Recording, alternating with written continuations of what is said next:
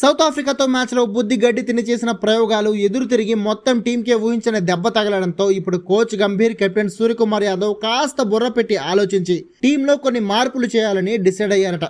ముఖ్యంగా సఫారీలతో మ్యాచ్లో అనవసరంగా అక్షర్ని పక్కన కూర్చోబెట్టడం ఎంత పెద్ద బ్లండర్ మిస్టేకో అర్థం కావడంతో జింబాబ్వేతో మ్యాచ్లో మళ్లీ అక్షర్ని టీంలోకి తీసుకురావాలని డిసైడ్ అయ్యారు.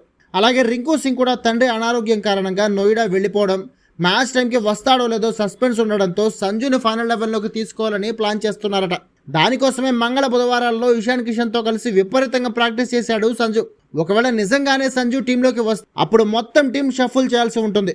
సంజు శాంసన్, ఇషాన్ కిషన్ కానీ లేదా సంజు శాంసన్, అభిషేక్ శర్మ కానీ ఓపెనింగ్ దిగచ్చు.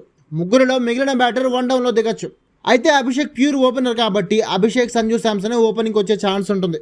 ఆ తర్వాత ఆర్డర్ కూడా అందరూ ఒక్కో పొజిషన్ డిక్రీజ్ అవుతూ ఆడాల్సి ఉంటుంది. మరి ఈ ప్లాన్ సక్సెస్ అవుతుందో లేదంటే బెడిసి కొడుతుందో చూడాలి. అంతేకాదు, ఒకవేళ రింకు రిటర్న్ వచ్చినా తిలక్ వర్మనైనా పక్కన కూర్చోబెట్టి సంజు శాంసన్ ఫైనల్ 11లో ఆడించడమే బెటర్ అని స్వయంగా గంభీరే అంటున్నాడని టాక్. మరి నిజమేంతో తెలీదు. కానీ అదే నిజమైతే మాత్రం సంజు శాంసన్ ఈసారైనా బాగా ఆడి మ్యాచ్ విన్నింగ్ నాక్తో టీంని నిలబెట్టాలి. దానికి తోడు స్పిన్ కు సపోర్ట్ ఇచ్చే చెన్నై పిచ్ పై ఎక్కువ మంది లెఫ్ట్ హ్యాండర్ బ్యాటర్లతో దిగితే అది చాలా డేంజర్. అందుకే సంజు టీంలోకి రావడమే ఇప్పుడు బెటర్ అని గంభీర్ అనుకుంటున్నాడట. సంజు స్పిన్ కూడా బాగా ఆడగలడు కాబట్టి దాదాపు ఫైనల్ 11లో ఉండే ఛాన్సులే కనిపిస్తున్నాయి. నెక్స్ట్గా జింబాబ్వేపై ఇండియా గెలుస్తుందా లేదా అనే డౌట్ లేదు.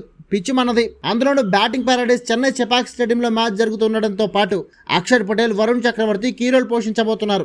అలాగే అభిషేక్ కూడా బౌలింగ్ బాగా ప్రాక్టీస్ చేశాడు కాబట్టి మ్యాచ్లో అభిషేక్ సేవలు కూడా యూజ్ చేసుకోవచ్చు సూర్యాసాబ్.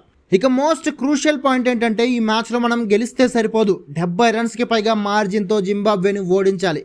అది సాధ్యమేనా అంటే ఖచ్చితంగా సాధ్యమే.